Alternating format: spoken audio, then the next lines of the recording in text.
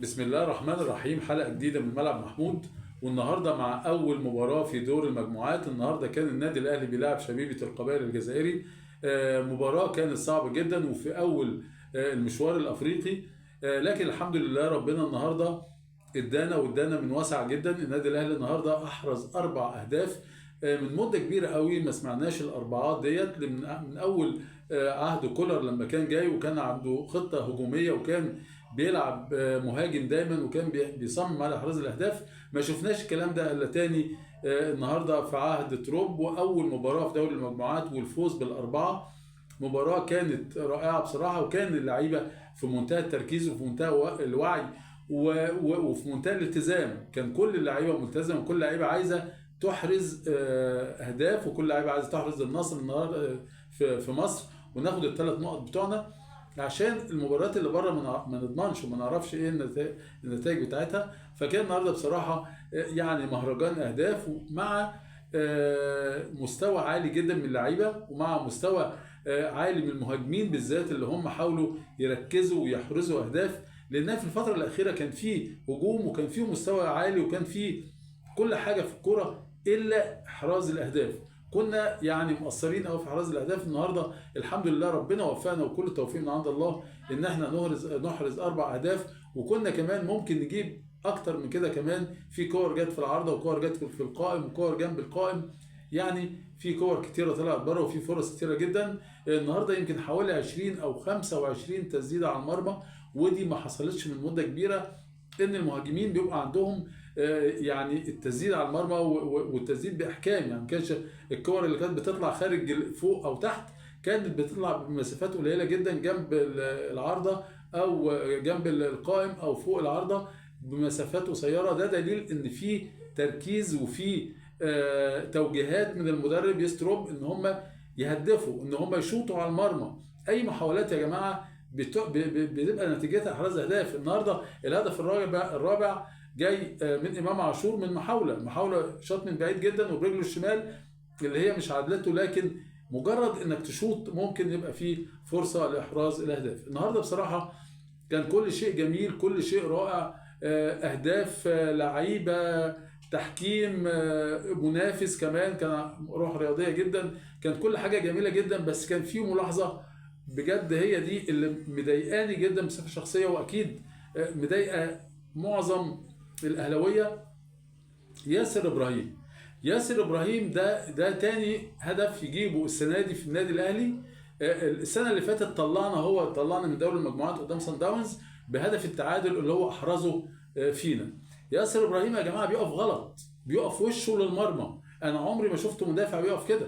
المدافع يا جماعه بيبقى ظهره للمرمى عشان يودي الكره ناحيه الملعب، لكن ياسر ابراهيم دايما وشه للمرمى، بيحاول ان هو يبقى مهاجم للفريق المنافس مش مدافع للنادي الاهلي.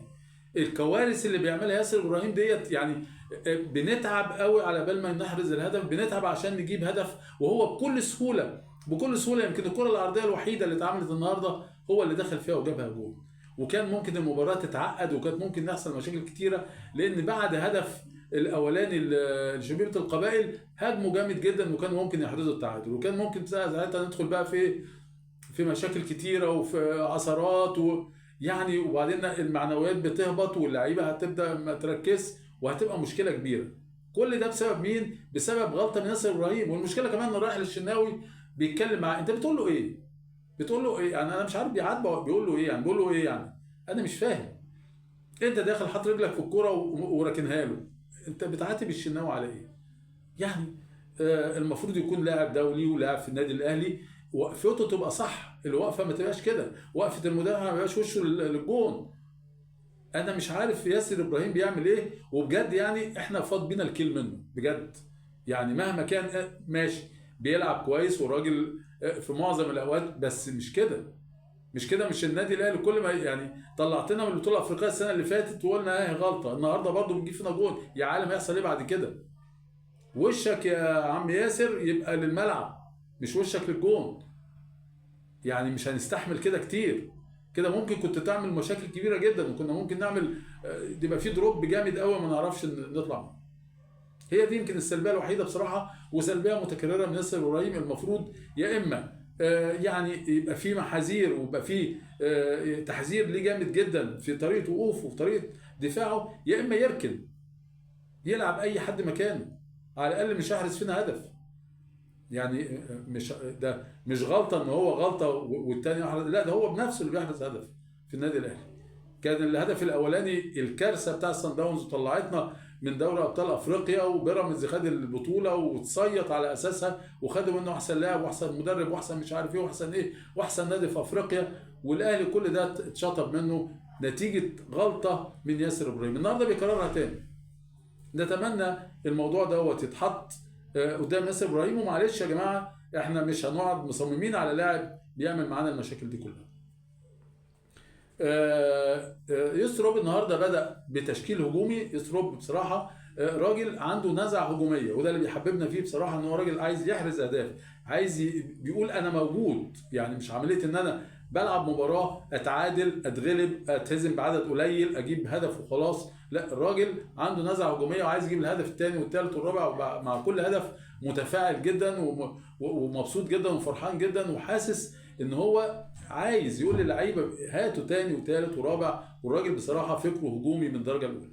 النهارده بدا تشكيل النادي الاهلي من محمد الشناوي في حراسه المرمى، محمد هاني باك يمين، كوكا باك شمال، ظهيري الوسط ياسين مرعي وياسر ابراهيم، خط الوسط مروان عطيه واليو ديانج ومحمود حسن تريزيجيه، في الهجوم زيزو وبن شرقي، وراس الحربه كان محمد شريف. تشكيل متوقع وتشكيل النادي الاهلي بيلعب بيه بقاله فتره كبيره. قبل كمان ما ادخل في الوصف التفصيل المباراه، احب فعلا ان انا اأيد وجهه نظر يستروب في التغييرات. تغييراته بصراحه حكيمه جدا جدا جدا. الراجل يعني بيعمل التغيير بهدف.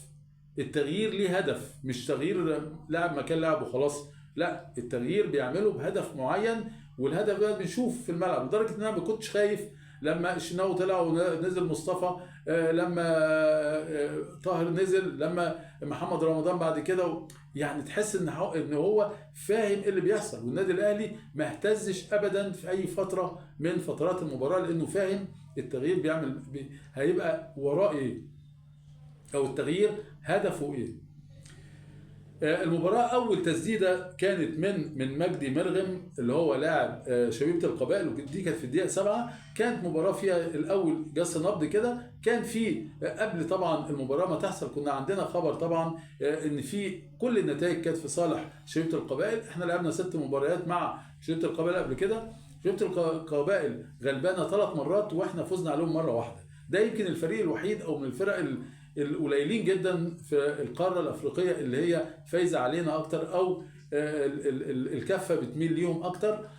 فكان التاريخ في مصلحة شبيبة القبائل، فاحنا داخلين في برضه تخوف. فكان في شد شوية كده في أول 10 دقايق. في الدقيقة 16 بقى كرة خطيرة جدا في منطقة جزاء شبيبة القبائل، وزقل تريزيجيه جوه منطقة الجزاء، لكن الحكم مررها. في الدقيقة 18 خط حوالي يعني شويه هجمات كده من الاهلي، وهجمات خطيره، يعني كره تتشاط وترجع تتشاط وترجع، يعني كان في شويه هيصه كده قدام مرمى شبيبه القبائل، لكن ما اسفرتش عن حاجه. في دقيقه 23 هدف لمحمد شريف، لكن الهدف كان من تسلل، وفعلا الكاميرا جابته كان متسلل بحوالي ياردة. في دقيقه 25 كوره مرتده امام المرمى لأليو ديانج. أليو ديانج طبعا يعني عنده النزعة الدفاعية أكتر، والشوط بتاعه مش محكم فشاطها في السماء يعني. في الدقيقة 26 كرة خطيرة جدا وعرضية للشبيبة لكن بتمر. في الدقيقة 36 بقى عرضية من زيزو دخل فيها تريزيجيه يا جماعة، ركنها ركنة على يمين الحارس، ركنه ما شاء الله زي اللي يكون حاططها بايده. تريزيجيه يا جماعه لاعب عالي قوي يا جماعه، وبيفيد الفرقه جامد جدا. واحنا كنا من فتره كنا بنلومه لانه كان بيلعب لوحده، كان بيلعب بشكل اناني. النهارده بصراحه بقى متعاون جدا في الجانب الشمال مع اي حد في الجانب الشمال. كان هو وبن شرقي النهارده متعاونين تعاون جامد جدا اثمر عن اهداف. فيعني تريزيجيه النهارده بصراحه احرز في الدقيقه 36 هدف رائع رائع رائع، بضربة رأس رائعة على يمين الحارس لا تصد ولا ترد.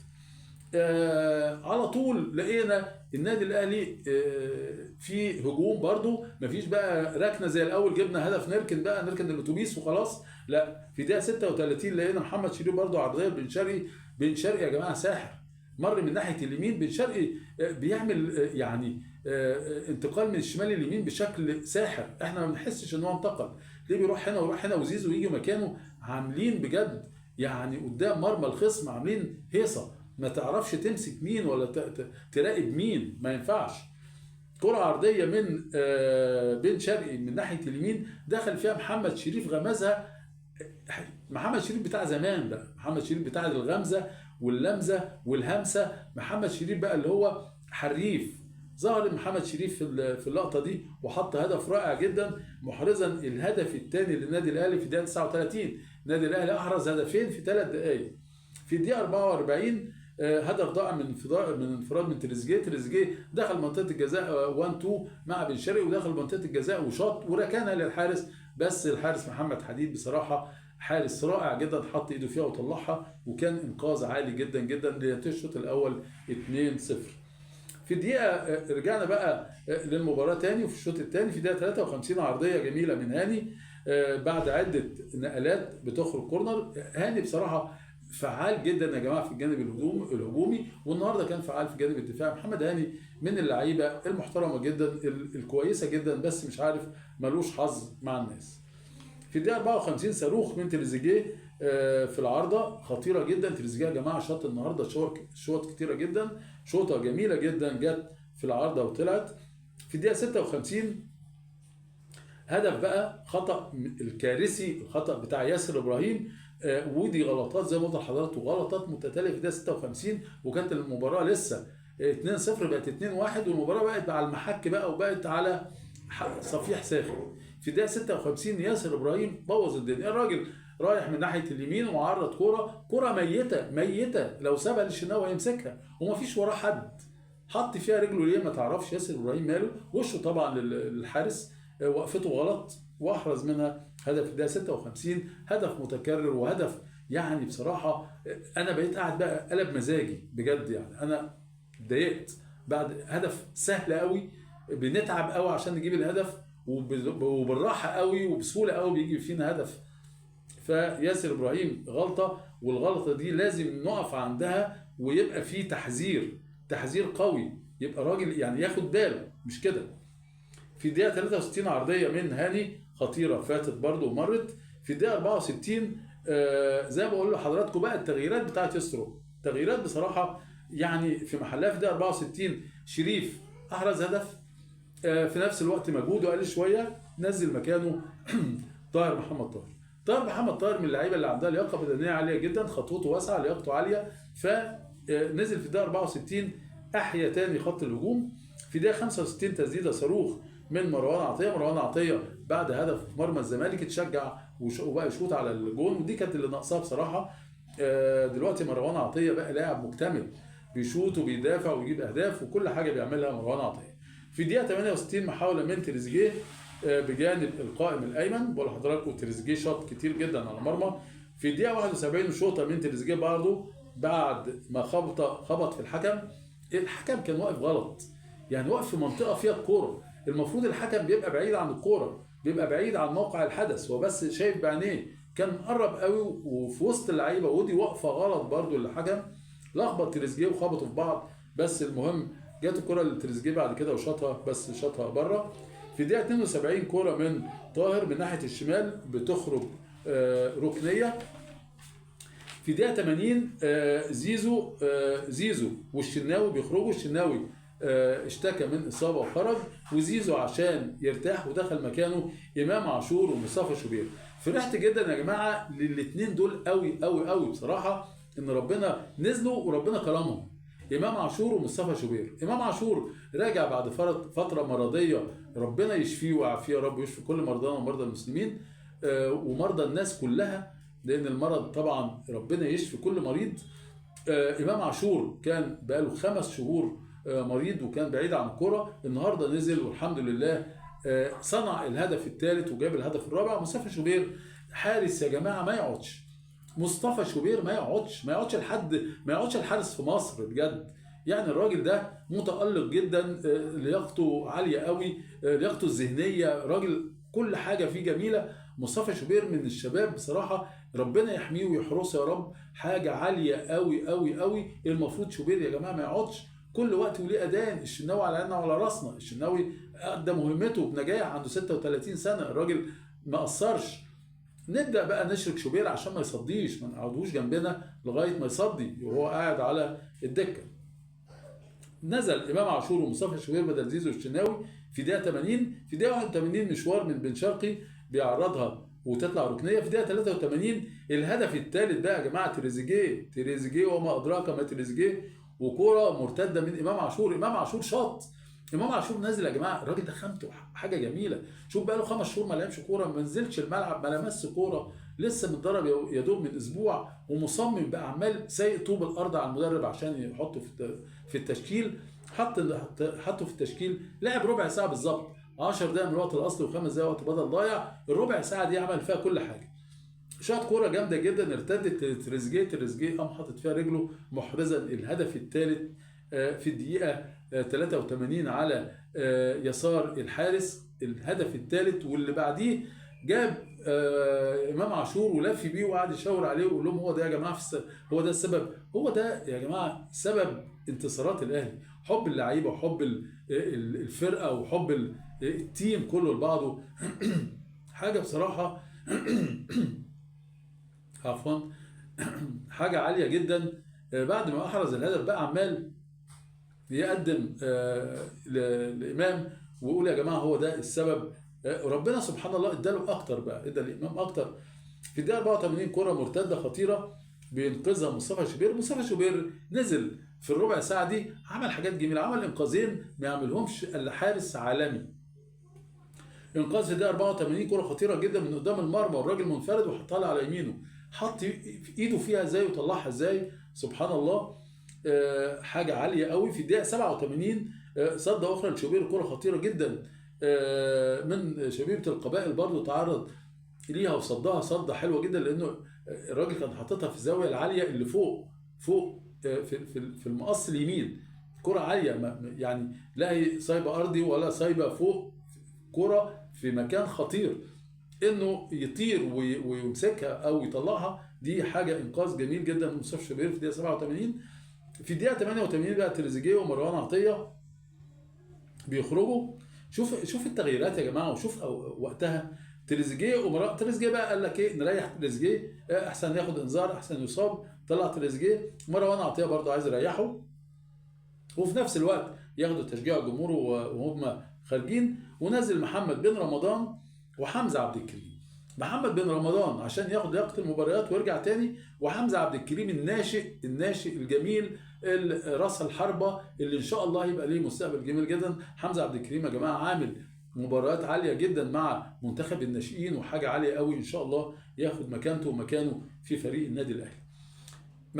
ما نسكتش بقى على كده، لا، في الدقيقه 93 نلاقي امام عاشور مش عايز يطلع الا ما يعمل علامه. هو عمل علامه وعمل اسيست لتريزيجيه جاب منها الهدف الثالث، لا هو اللي عايز يحرز بنفسه. جه قبل منطقه بعد ما دخل ال 18 وجت على رجله الشمال وشاط. انا وهو بيشوط كنت بقول إيه، امام بيشوط من هنا ازاي وكره ضعيفه وشوطه ضعيفه، سبحان الله خدعت الحارس وخبطت في القائم اليمين وخبطت في ظهر الحارس ودخلت. حظ امام عاشور حلو، ربنا بيكافئه، ربنا بيديله على قد نيته وعلى قد ضميره وعلى قد تعبه وعلى قد اجتهاده. ربنا فعلا توج مجهوده بالهدف الرابع، الهدف الجميل اللي اكيد اسعده جدا جدا، واسعدنا احنا كاهلاويه بنحب امام عاشور وبنحب النادي الاهلي وبنحب ان لاعيبه النادي الاهلي تكون فرحانه ومبسوطه، عشان دوت يبقى فيه يعني اللي جاي افضل وافضل وافضل وافضل.